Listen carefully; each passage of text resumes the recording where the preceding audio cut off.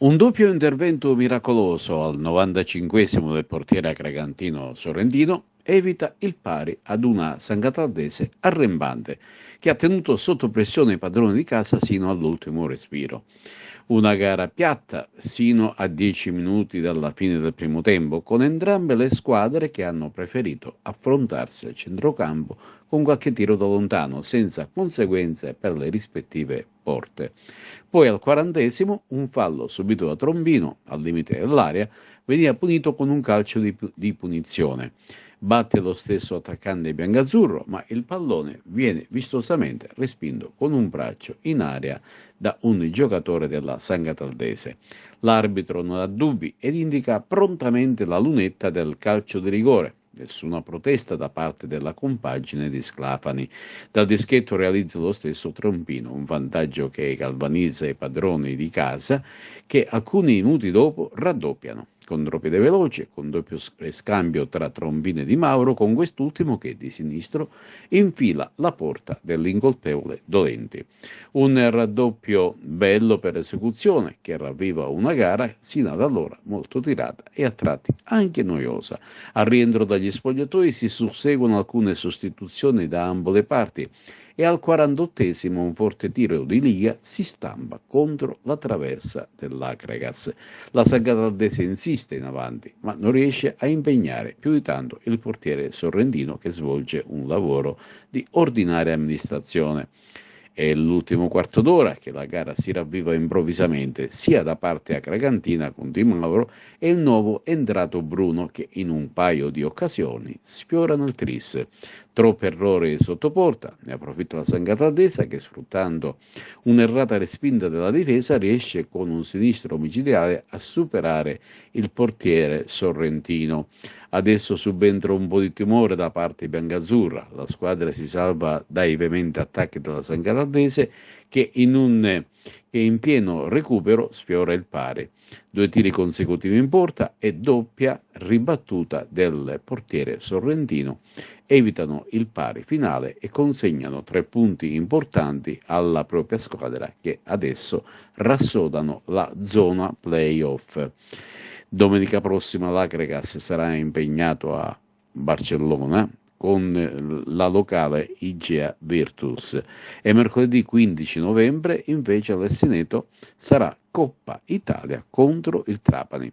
Ed ora andiamo dentro gli spogliatoi per sentire i protagonisti di questo match. Diciamo che non eravamo brocchi mercoledì, non siamo fenomeni oggi. Quella di mercoledì purtroppo è stata una gara nata male, finita peggio, una prestazione negativa, ci può stare penso nell'arco del campionato, non in quelle dimensioni, però oggi penso che la squadra ha dimostrato di essere un grande gruppo. Io sono fiero di questi ragazzi, del mio staff tecnico, è uno staff tecnico importante, ha ricompattato il gruppo, avevamo solo 3 giorni per poter smaltire la grande delusione e penso che oggi abbiamo fatto un'ottima gara, l'abbiamo giocata per come si doveva giocare, stando ordinati in campo, soffrendo quanto c'era da soffrire e creando tanto davanti alla porta avversaria. La Carcassa dei giovani, direttore, vince e convince. La Carcassa dei giovani vince e convince. Oggi noi avevamo 7 assenze, abbiamo fatto esordire il nostro gioiellino, il 2006 di Stefano. Lo stiamo facendo, come si suol dire, maturare piano piano. Oggi era toccata a lui, ha avuto un infortunio, speriamo non sia nulla di grave. Purtroppo con i 2005-2006 quest'anno abbiamo una sfortuna incredibile. Speriamo che si tratti solo di una botta. Mi preme ringraziare la curva che è sempre con noi, sono veramente, ti fanno emozionare, ti fanno sentire il loro calore. Ne avevamo 5 all'Ocri, sappiamo i sacrifici che hanno fatto per venire all'Ocri e noi dedichiamo questa gara, questa vittoria alla curva. 2 giovani grandi protagonisti, Di Mauro, terzo gol in campionato, oggi un gol meraviglioso, e poi Sorrentino che ha blindato la vittoria dell'Acregas nel finale. Sì, Sorrentino altro under. Sorrentino nell'ultimo minuto ha fatto 2 miracoli. Voglio anche fare i complimenti alla San Cataldese, ho visto una squadra ben messa in campo, che corre tantissimo, negli ultimi minuti ci ha messo in difficoltà. però noi quanto c'è da chiudere le gare dobbiamo chiudere, abbiamo fatto 4 palle gol sul 2-0, direi clamorose. Poi paghi perché un gol rimetti in discussione una gara che penso che comunque abbiamo strameritato di vincere. Oggi la Vegas è quinta in classifica, una neopromossa, cioè la società se l'aspettava questo risultato ottimo? Ma guarda, noi ti dico una cosa, per me, per il gruppo, per la società siamo a meno 22 dall'obiettivo, abbiamo 18 punti, penso che a 40 sia la quota dato che si è ritirato il Lamezia.